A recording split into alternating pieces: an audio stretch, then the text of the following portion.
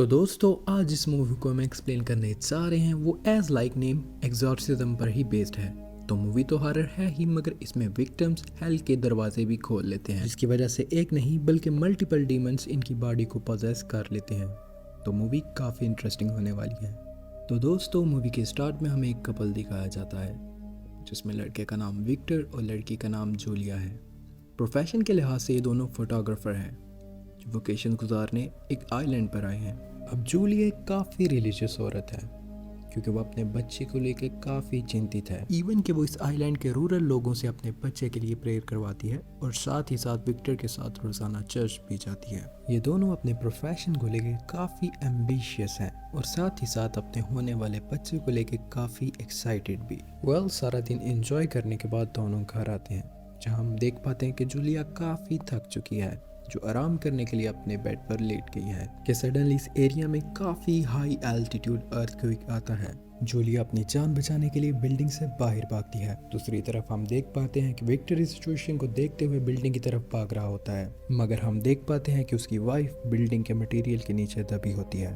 उसकी वाइफ को रेस्क्यू कर लिया जाता है, मगर डॉक्टर विक्टर से बोलते हैं कि उसकी वाइफ की कंडीशन अब काफ़ी सीरियस है, वो उसकी वाइफ या फिर उसके बच्चे को ही बचा सकते हैं, इसलिए उसको ये डिसीजन काफ़ी जल्दी लेना होगा। अब विक्टर इधर क्या डिसीजन लेता है ये हमें नहीं दिखाया जाता, जिसके बाद हमें 13 इयर्स बाद का वक्त दिखाया जाता है, जहाँ एक बच्ची किसी औरत की पिक्चर्स को देख रही होती है और विक्टर भी यही मौजूद होता है, जिसे हम जान पाते हैं कि ये बच्ची दरअसल कोई और नहीं बल्कि विक्टर ही की बेटी है। ब्रेकफास्ट टेबल पे इन दोनों बाप बेटी की कन्वर्सेशन हो रही होती है, जहाँ पे एंजेला अपने फादर से बोलती है कि स्कूल के बाद वो अपनी दोस्त कैथरीन के घर होमवर्क के लिए जाना चाहती है, मगर विक्टर उसे जाने से मना कर देता है। विक्टर उसे बोलता है कि अगर वो चाहे तो स्कूल के बाद उसके स्टूडियो आ सकती है, जहां वो उसके होमवर्क के रिलेटेड हेल्प कर देगा, मगर एंजेला के जिद करने पर विक्टर मान जाता है। विक्टर उसे बोलता है कि उसको डिनर से पहले अपने घर वापस आना होगा। जाते वक्त हम देख पाते हैं कि एंजेला ने अपने गले में एक स्कार्फ पहना होता है, जिसे देखकर विक्टर पूछता है कि उसने ये स्कार्फ कहाँ से लिया, जिस पर एंजेला झूठ बोलते हुए कहती है कि ये स्कार्फ उसने अपनी पॉकेट मनी से खरीदा, मगर विक्टर बोलता है कि ये स्कार्फ उसकी माँ का है, इसलिए बेहतर यही होगा कि ये उसे वापस रख दे। स्कूल में हम देख पाते हैं कि एंजेला और उसकी दोस्त कैथरीन किसी बात को लेकर काफी एक्साइटेड है। स्कूल खत्म होने के बाद वो दोनों स्कूल के बैकयार्ड वाले जंगल में चली जाती हैं, जहां एक टनल पे दोनों बैठ के मजाक में किसी तरह का कोई डिमोनिक रिचुअल परफॉर्म करने लगती हैं। कैथरीन एक कैंडल जलाती है, जबकि एंजेला अपनी माँ का लॉकर हाथ में लिए और उनकी फोटो अपनी गोद में रखे उसी की तरफ देखती रहती है। तो कैथरीन से बोलती है कि उसे और कुछ नहीं करना, बल्कि जो वो बोले उसके साथ साथ उसकी बात को दोहराना है। अब कैथरीन इधर किसके साथ बात दोहराने की बात कर रही है ये हमें नहीं दिखाया जाता, जिसके बाद हम देख पाते हैं कि दोनों लड़कियां मजाक में अपना नाम विस्पर कर रही होती हैं। रात को जब विक्टर घर आता है तो वो देखता है कि एंजेला अपने घर में मौजूद नहीं है, तो वो परेशान होकर कैथरीन के पेरेंट्स को कॉल करता है। कैथरीन के पेरेंट्स उसे बताते हैं कि कैथरीन भी अभी तक घर नहीं पहुंची, जिससे दोनों फैमिलीज काफ़ी परेशान हो जाती हैं। विक्टर कैथरीन और एंजेला की दोस्त से बात करता है, जो उसे बताती है कि स्कूल के बाद उसने इन दोनों को जंगल में जाते देखा। अब जंगल का नाम सुनकर विक्टर और कैथरीन के पेरेंट्स इनको तलाश करने जंगल में जाते हैं, जहाँ वो साथ ही साथ पुलिस को भी इस इंसिडेंट के रिलेटेड इन्फॉर्म कर देते हैं। जिसके बाद हम देख पाते हैं कि विक्टर को उसकी बेटी एंजेला का एक गिरा हुआ शू और उसकी माँ का लॉकेट मिलता है, जिसको देखकर वो काफ़ी परेशान हो जाता है। सारी रात के सर्च ऑपरेशन के बाद भी ये दोनों लड़कियां नहीं मिल पाती, बल्कि इन्हें गायब हुए अब 3 दिन भी हो जाते हैं। अब मूवी में हमें एक फार्म दिखाया जाता है, जहाँ पे एक बाप अपने बेटे से बोलता है कि आज बारिश काफ़ी हो रही है, इसलिए बेहतर यही है कि वो जाकर चेक कर ले कि फार्म के अंदर मौजूद जानवर कहीं बारिश से भीग ना रहे हों। फार्म के अंदर जाने पर उस लड़के को काफ़ी हलचल महसूस होती है। दिखने पर उसे पता चलता है कि वो लड़कियाँ यहीं पर मौजूद हैं, जिन्हें फौरन मेडिकल केयर के लिए हॉस्पिटल पहुंचा दिया जाता है। साथ ही साथ इनकी जांच भी की जाती है कि इनके साथ कोई हादसा तो नहीं हुआ। लड़कियों के सही सलामत घर आ जाने की वजह से इनके पेरेंट्स भी काफी खुश होते हैं, लेकिन एज अ व्यूअर हम देख पाते हैं कि लड़कियां किसी के पोजेशन में लग रही थी, क्योंकि उनका बिहेवियर अब पहले से काफी चेंज हो चुका था। विक्टर एंजेला को बोलता है कि तुम 3 दिन से घर से गायब हो, जहाँ शॉकिंगली एंजेला बोलती है कि उसे घर से गए सिर्फ अभी एक ही रात हुई है। मगर उनके पेरेंट्स इस बात को इग्नोर कर देते हैं, सेइंग दिस कि वो बच्चियां काफी थकी हुई हैं, इसलिए उनको नहीं पता कि वो क्या बोल रही हैं। रात को विक्टर एंजेला से पूछता है कि 3 दिन वो आखिर कहाँ रही, जिस पर एंजेला बताने की कोशिश करती है, मगर हम देख पाते हैं कि विक्टर के पीछे कोई डिमोनिक स्पिरिट एंजेला को ऐसा करने से मना कर देती है। सुबह जब विक्टर एंजेला को ब्रेकफास्ट के लिए जगाने आता है तो एंजेला उसे अपने बिस्तर पर नहीं मिलती, जिसको देखकर वो काफी परेशान हो जाता है। मगर all of a sudden Angela उसके ऊपर पीछे से वार करती है और उसको जान से मारने की कोशिश करती है, मगर लकीली विक्टर बच जाता है, जिसके साथ ही एंजेला जमीन पर गिर के तड़पने लगती है, जिसे विक्टर फौरन मेडिकल केयर के लिए हॉस्पिटल ले जाता है। दूसरी तरफ कैथरीन का भी कुछ यही हाल होता है। उसके पेरेंट्स अगले दिन चर्च में एक थैंकफुल सेरेमनी करवाते हैं क्योंकि उनकी बच्चियां सही सलामत घर आ गईं। कैथरीन भी उस चर्च में मौजूद होती है, जो वहाँ बैठे काफी वियर्ड बिहेवियर कर रही होती है। चर्च का फादर एक रिलीजियस स्पीच दे रहा होता है और काफी अच्छी अच्छी बातें लोगों को बता रहा होता है, जिसके बाद हम देख पाते हैं कि कैथरीन अपनी सीट पर नहीं है, जिसको ढूंढने उसका फादर चर्च के बाहर जाता है। मगर all of sudden Catherine church के हॉल में आ जाती है, जो कि पूरी तरह से खून में लथपथ और किसी डीमन एंटिटी के पोजेशन में थी, जो उसी डीमन एंटिटी की वॉइस में बार बार वी आर फ्री चिल्ला रही थी, जिस वजह से चर्च के फादर और चर्च में मौजूद बाकी लोग काफी घबराए हुए थे। दूसरी तरफ जब रात को नर्स एंजेला के चेकअप के लिए जाती है तो एंजेला के अंदर का डीमन उसे उस नाम से पुकारता है जिसका उसके सिवा किसी को भी नहीं था पता। डीमन उसे ये भी बोलता है कि तुम एक बद चलन लेडी हो और तुम्ही ने अपने बेटे को मारा है। इसके साथ साथ तुम एक इम्प्योर सोल हो, इसलिए बेहतर यही होगा कि तुम अपनी सोल मुझे सौंप दो। असल में दोस्तों, डीमन एक तरह की हेल एंटिटी है जो लोगों के इमोशंस के साथ खेल उन्हें कमजोर कर देते हैं, और ये डीमन भी कुछ ऐसे ही कर रहा था।